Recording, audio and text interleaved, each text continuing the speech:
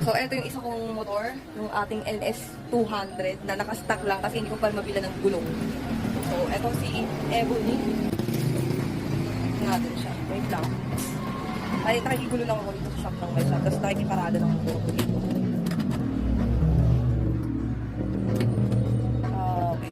So, yun na nga. Natanggal ko na yung box. So, kasi diba, problema ko dito sa box ko is ito. Hi, ito. Ako malalagay yan. So, ito yung problema ko dyan. Kaya bumili ako. Nabili ko lang siya sa nakabili lang ako sa Lazada. Yan, pamalit. So, ayan. Papalitan ko yan. So, sa lahat kasi ng ganitong eme-eme na to, ito yung nakita ko mas maraming review. Kaya try natin.